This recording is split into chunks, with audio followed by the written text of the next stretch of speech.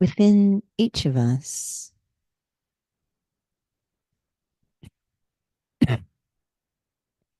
deep inside our inner world, there is a very powerful, sacred space.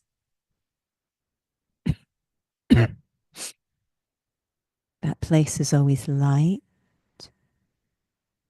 always stable, always elevated.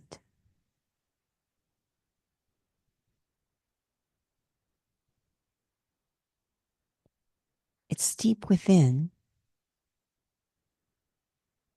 and because I have the habit of spending so much time on the surface of my inner world, where there are waves of activity, I've become a little unfamiliar, distant from this wonderful core of my being.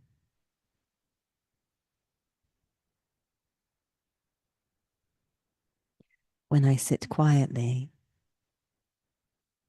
have the courage to go deep within, I can touch that place inside.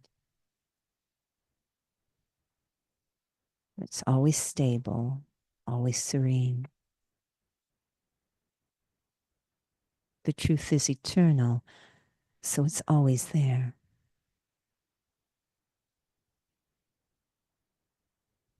At times when I feel uncertain and even perhaps afraid,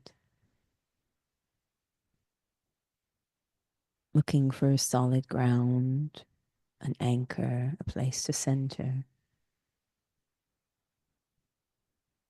rather than turning outwards towards people or facilities.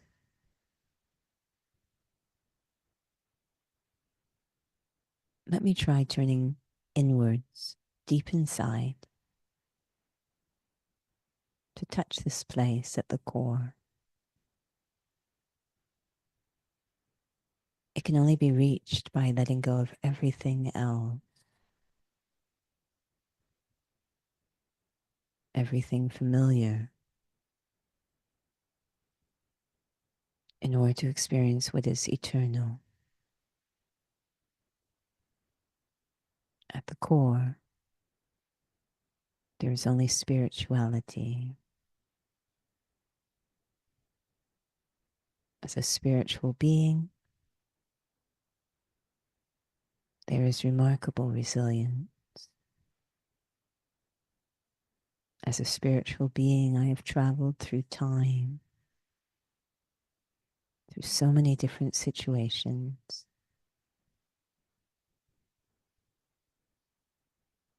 And I have prevailed. This is because of this core of strength inside. I don't look outwards for signs of hope. I turn inwards where there's the source of hope. My own capacity for inner power, inner peace, inner purity. Om Shanti.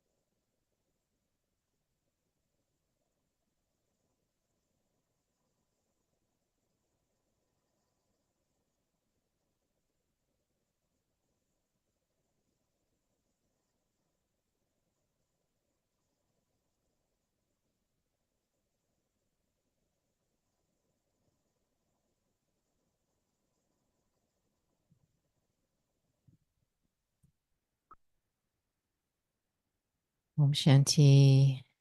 Good evening. Welcome to Interview with the Raj Yogi. Tonight's session is part 2, Real Hope in the Face of All Adversities. It's actually one question, so we can be done right after this. It's actually what was the intention of the topic in the first place. We just perhaps maybe making sure the question is clear is that you hear of, there's always the grass is greener on the other side. Things, you look at the history of things that have happened in the past and they were always meant for something good. So eventually things worked out. So this word hope, it's a very loaded term we shared in the last session, but we're originally going to call it what is real hope in terms of the lens of Raja Yoga. How is it that what I am learning, how is it any different from just these phrases that we have, these platitudes that even the word hope, perhaps for some, just seems quite empty. So that's really felt was a really what makes Raj Yoga unique.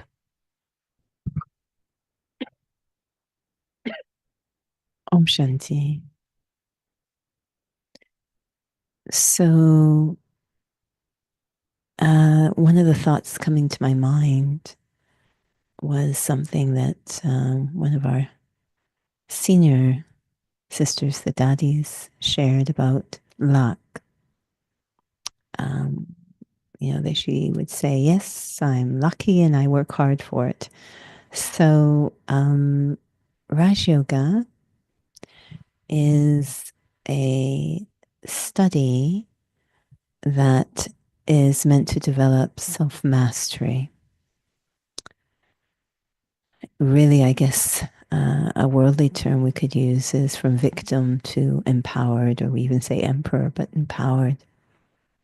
So sometimes I feel luck is one of those, but I think sometimes when I hear hope, it kind of falls into that same category or feeling that I am powerless and I am waiting for some signs of hope or something out there to carry me on.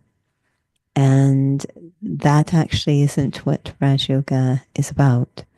So, Raj Yoga is almost completely about going inside and cultivating the innate capacities of the soul such that I'm actually self sufficient. I'm able to live quite a beautiful life.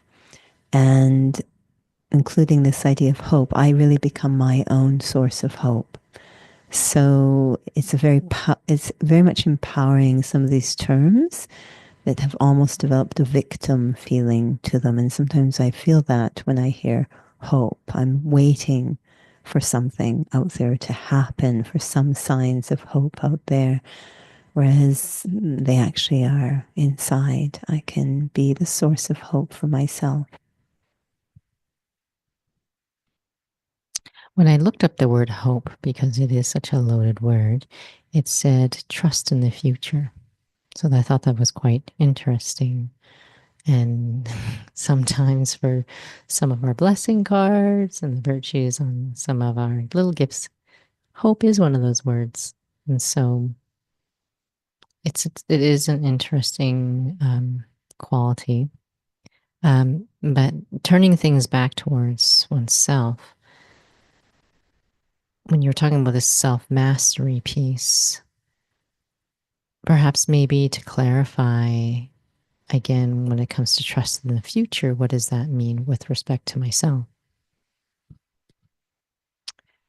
Yeah, um, just a bit on the blessing cards. Whatever virtues we put on the blessing cards, we always indicate that it's a virtue of the soul.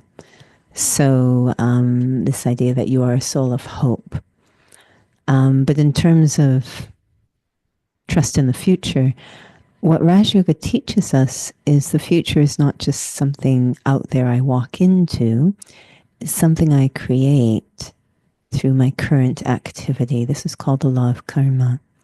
So if I want to have trust or hope in the future, then I need to get busy in the present, engaging in activity which will create that future I hope for.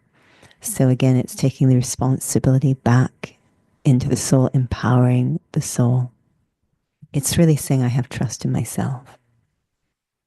When you were sharing, I was thinking about Daddy Janky, and perhaps maybe because I was listening to call a spiritual conversation interview or chit chat a bit earlier, and it was about contentment. And with respect to Daddy Janky, one of the original students in the study, and she was, you hear of her experiences, and she had a lot of opposition, a lot of challenges compared to some of the other original students. I'm just thinking about her as an example in terms of again, trusting the self and what can I create for myself. Given her starting point, if we were going to use her starting point as a student compared to others, can you use that at all in terms of any way of defining that she is of lesser advantage? Because when it comes to using the lens of Raja Yoga, as you were talking about self mastery, looking at each one's starting point is often a very common thing that we use, saying, oh, this is what's going to determine my future.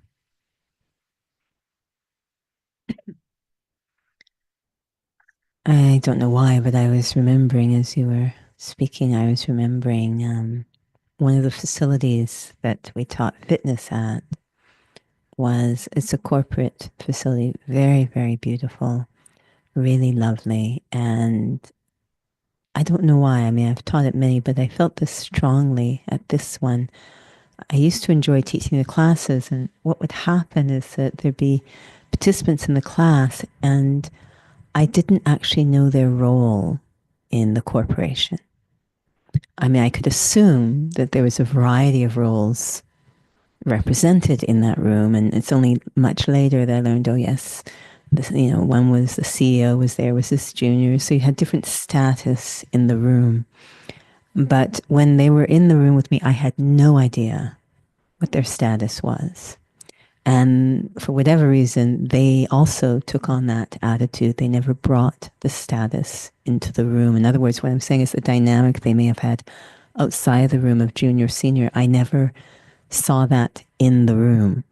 So for me, that famous saying, the playing field was equalized, that they all basically had equal opportunity to, or were at the same equal advantage, if you will, in terms of the demands of the class. No one was at a more of an advantage based on their status. And they took that attitude on. So later I would learn, oh yeah, that the junior completely outstripped their senior or whatever. But it was very interesting. I found it very special. So what it teaches is that it's all again internal. Now, we have some ideas, man made ideas, and because we believe them, they have tremendous power to control us. When we come here, this idea that these are divine teachings and incredible fairness in this study, as it's said to us almost every day, it all completely depends on your efforts. It really doesn't matter who has done what in the past. In fact, we're strongly encouraged to let the past be the past, but it really depends on your attitude, efforts, realization. So there's a very equal feeling in terms of what one can do or not do. Again, so empowering, never a victim of circumstance, but really, I create my own future. Um, and if I wish to be crippled by the past, then that might be something I'm dealing with. But if I can have this attitude that no, I am not at a disadvantage, I've been given the same teachings as everybody else. It's very equal opportunity when it comes to Raj Yoga. One of the students in this one of the interviews had asked a question about contentment. Actually, contentment is the theme of this month, but it was asked a few weeks ago, I believe. And she was asking about what if there's someone, before coming into Raj Yoga who's just grapples with being content. There's some who are just born content, not even studying Raja Yoga, but someone who grapples with contentment.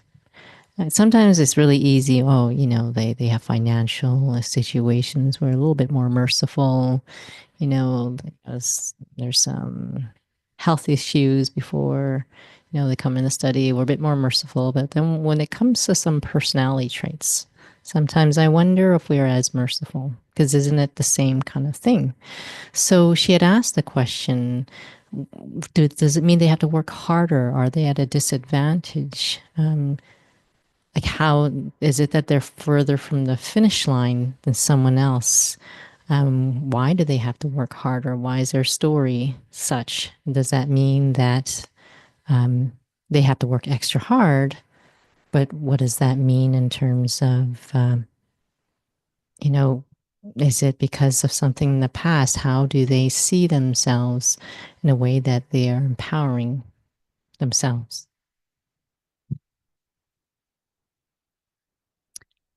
Luckily, so much of this study is based on love. And where there's love, there is no labor. So, um, if I was to look at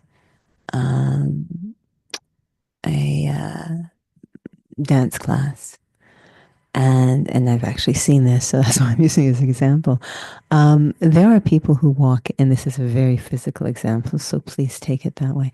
There are students who walk into a dance class that are gifted with what seems like incredible advantage. They seem to have all the accoutrements, physically of the ideal dancer.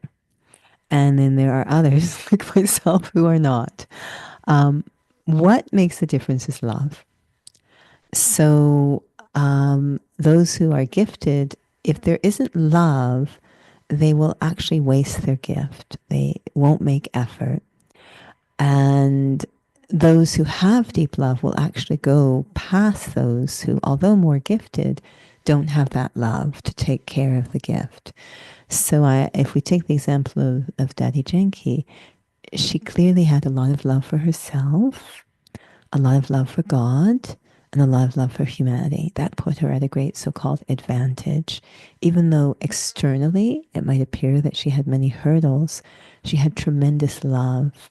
So the so called effort was such a joy, was so rewarding. You know, it's really competing against yourself.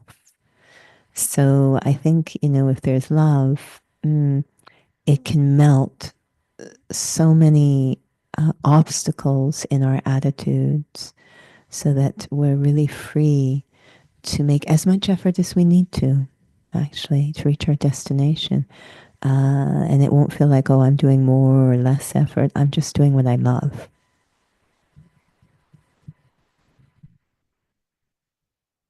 It was interesting listening to you when you were sharing like what is through the frame of Raja Yoga in terms of hope, because oftentimes when it comes to spirituality, some really find that it's either irrelevant to life. I think we talked about that maybe a week ago or a couple of weeks ago, or that it's very isolating. Perhaps it's just, again, these old ideas we've taken into this journey of whatever journey we're all on, what we call spirituality. But when you were talking about in terms of it's all really based on the self, and but in terms of really what that really means, I wonder if it's always just redefining every word in the dictionary in terms of my relationship. Um, so I was just wondering, maybe as just the last question here, if your experience has been in this study that you naturally just start to, not about deliberately, so I don't like this word, but like I am constantly redefining, reframing, just seeing things differently constantly in this study, that even something like the word hope, that even the moment for some reason that word was used, it felt like a very, very passive word. But perhaps because it is a word that's used in today by many, because many do feel very hopeless. And especially with the way things are going in the world, maybe just see that word itself, and perhaps is what you're saying, not realizing, waiting for something to happen, or not even knowing what is it that I'm looking for. So this last question about just transforming everything, reframing everything, do you find that when you're speaking to others who are not in the study, how do you do that so that it doesn't feel so harsh for them, that you have to take personal responsibility? You're reframing inside for yourself, but how about for others who are not seeing things through the lens of Raj Yoga? A couple of things.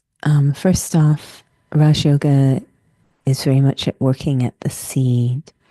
And so as I work on myself, um, I'm changing at the very, very deepest level, including the, if you want to, energetically or vibration. So now when I am around others, there's a ripple effect. That vibration will touch them. That's probably the most powerful way to support or cooperate with others, is quietly, through energy, through that vibration. But the other thing, which I noticed yesterday, and I've noticed with another soul I know who teaches Pilates, and I always enjoy it so much, her mastery of cueing. And I noticed it last night in a class.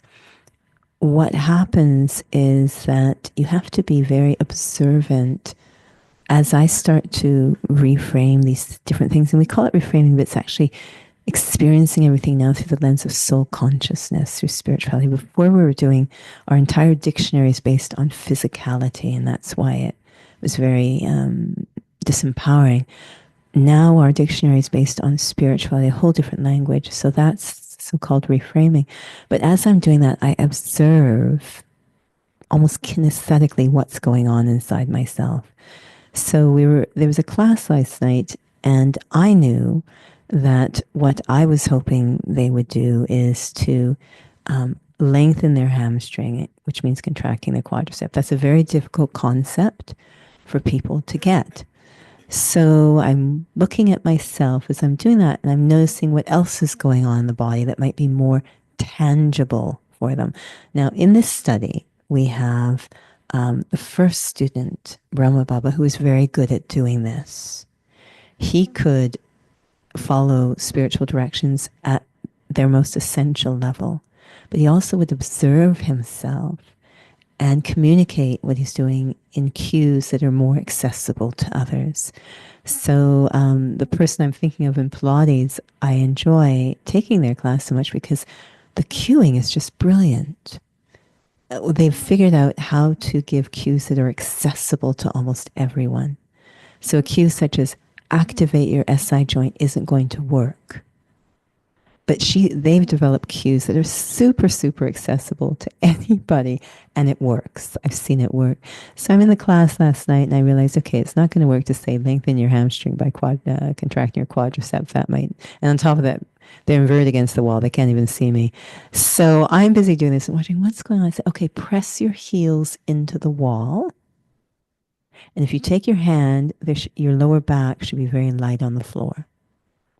Now, I didn't say lengthen your hamstrings by contracting your quadriceps. I said, press your heels into the wall. That's something they can chew.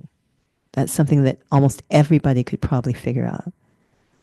And so that's kind of the job of a spiritual student, is to observe what is going on practically. Now, if I'm not really doing it, if it's still theoretical, this is why we're told so often, if you cannot explain to others, you have not understood yourself. I'm still just theoretically enjoying it, but I'm not actually doing it. So I will not be able to give productive or useful cues to others. So as I'm doing it, following directions, I'm observing what's going on. I'm going to be able to give it those cues at that accessible level to others with the support of my vibration, if that made sense. I'm going to throw another question out there because you inspired it. I know. Did you find when you first came to study and you met senior students that their stage, their presence made you, I'm just using that word just because it's another topic, made you feel you had hope? It was incredibly useful and comforting to see that this works. To see, everyone needs proof. And sometimes we do relate hope and proof. Everyone needs proof that these really seemingly subtle, ineffectual things are actually going to produce results. And to see a practical demonstration, not that I needed to, but it was very inspiring to see that this does work. Not even just hope, but certainty, actually, absolute conviction that this is the way. So not just that, oh, thank goodness I've got the solution, but actually, this is the only solution. This is the only thing that I've actually witnessed works. And I have the proof in front of me as these senior students. Thank you. I had to sneak that last one in there so that we can move from hope to certainty. We'll have a very short reflection.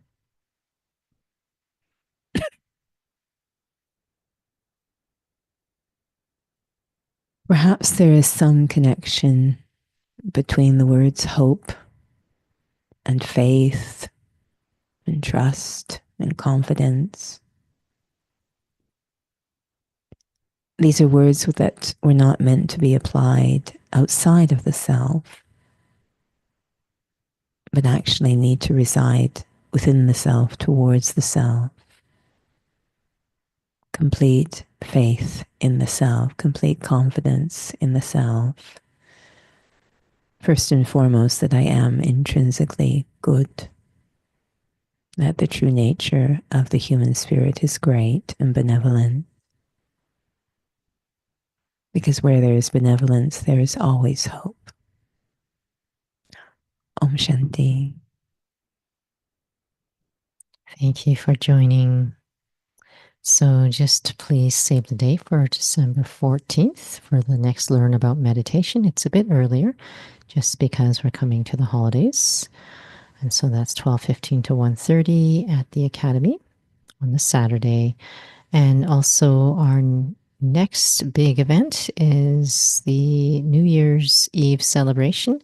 Just save the date. We are still working on updating the website. So that is on December 29th, which is a Sunday at 3:30 to 5:30 at Scarborough Hall. We have quite a few changes in terms of January, in terms of what's offered at the Inner Peace Center. So we will be sending that out as well. So thank you for joining. Om Shanti.